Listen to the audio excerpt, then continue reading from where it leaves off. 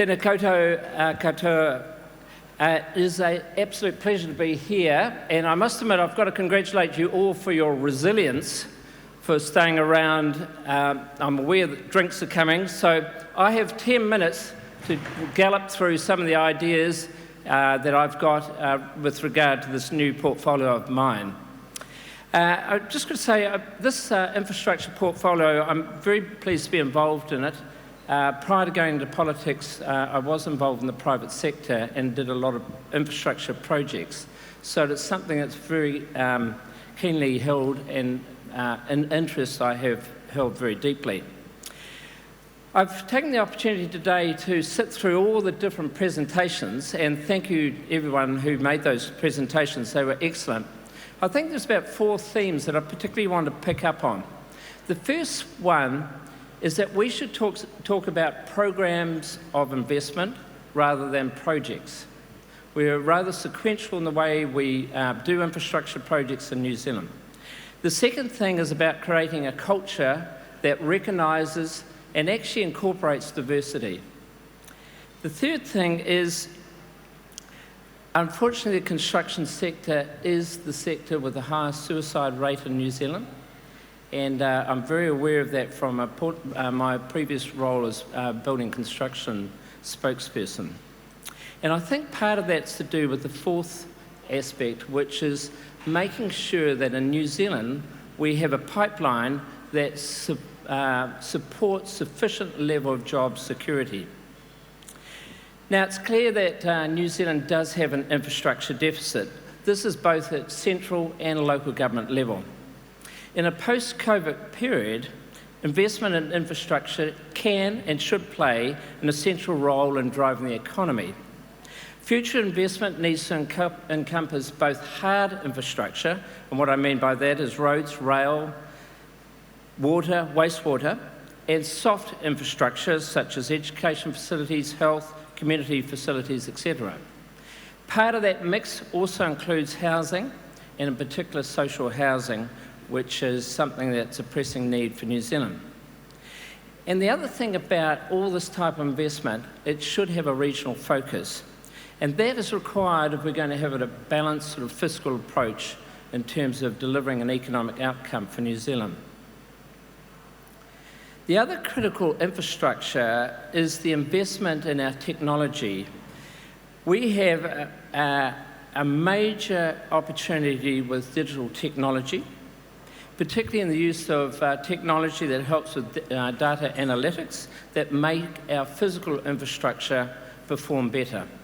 In our election campaign, we pledged $1 billion to improve digital connectivity, particularly in rural areas where a digital divide still exists. And of course, 5G offers that potential to move much more quickly. As a country, we need to grasp this opportunity, and now. Not only is it important for our rural communities, but we need it for our manufacturers and our businesses so they can adopt cloud-based solutions and move towards Digital 4.0, commonly referred to as the Industrial Revolution. In the construction sector, of course, it also underpins the use of BIMs, and as Andrew Stevens was telling me earlier, 3D Point Cloud, we were saying that they basically mapped digitally the harbour bridge that was damaged in a matter of hours. And of course, those types of things lead to productivity and will also lead to us ultimately compiling a digital twin for New Zealand. The other major factor for New Zealand is obviously the effect of climate change. And obviously there's been some pretty dire prognosis about it. NIWA estimates that we have a sea rise of 1 metre, and at the moment we're hoping we're going to limit it to 0.5 metre at most. 125,000 buildings in New Zealand would be affected, and that would cost, and current cost, about $38 billion. The other big thing is water, and I'm glad we had quite a series on that before. Water is a strategic asset for New Zealand.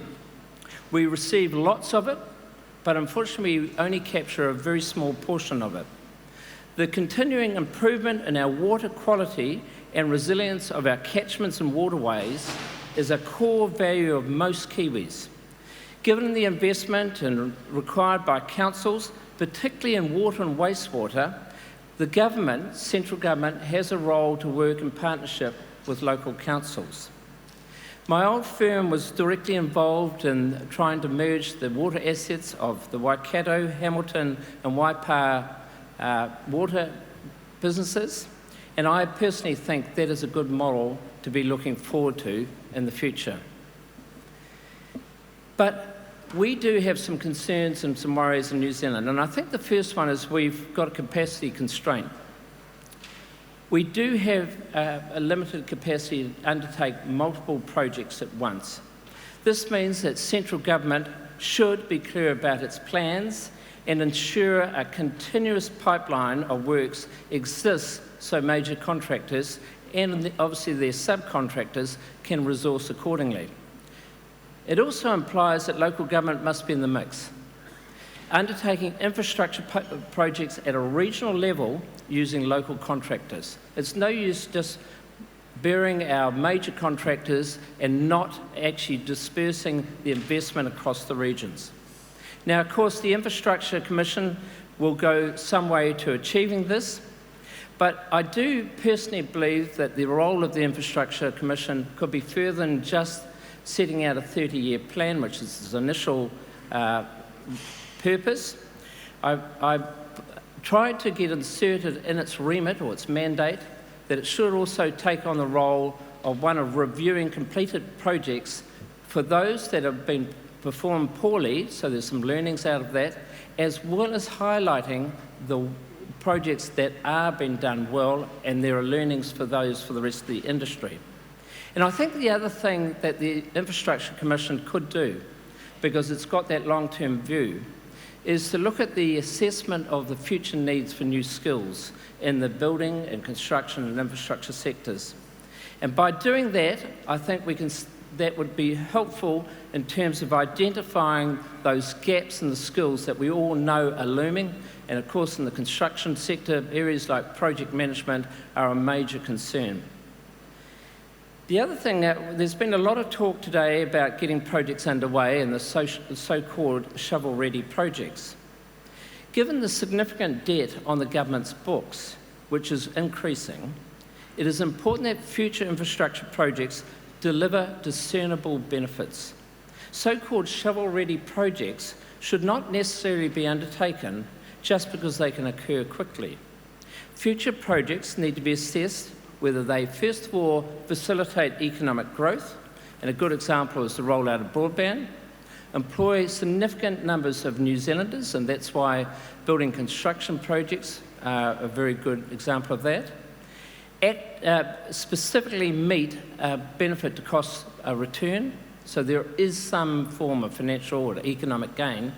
And the last one is to act as a catalyst for other developments. And the case in point, I think there's a lost opportunity with the Dunedin Hospital.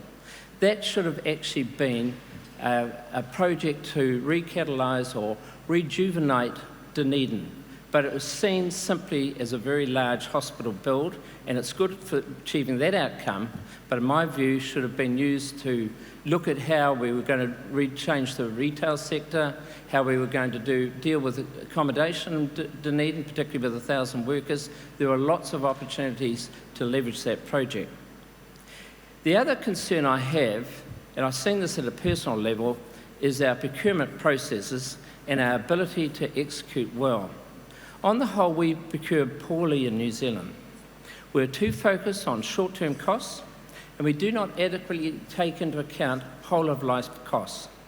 This means that many of our suppliers and manufacturers in New Zealand are disadvantaged when there's a low bid, and as a result, miss out on the project, when in fact they shouldn't, when you take into account the high ongoing maintenance costs and other such costs over the life of the project.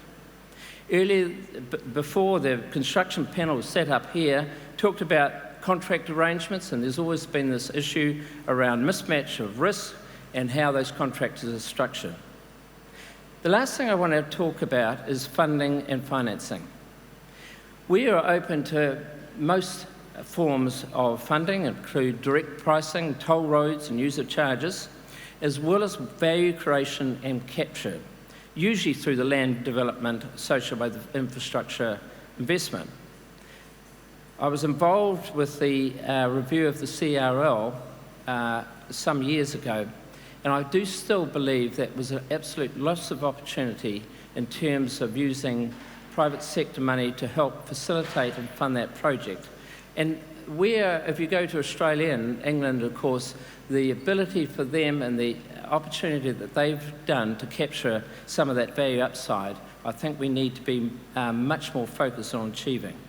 Also, I think there's opportunity for green and social infrastructure bonds, and there's a strong argument, I believe, with the low rates of interest, that we should be locking in very long-term funding arrangements that will keep us going over the next many years to make sure there's absolutely certainty around the cost of funding.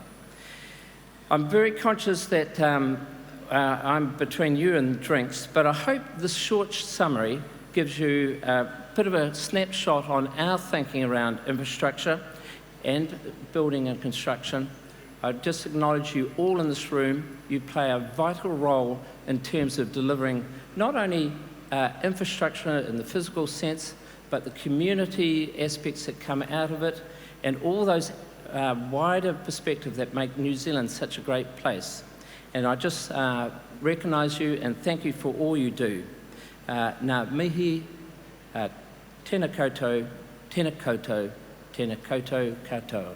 Thank you.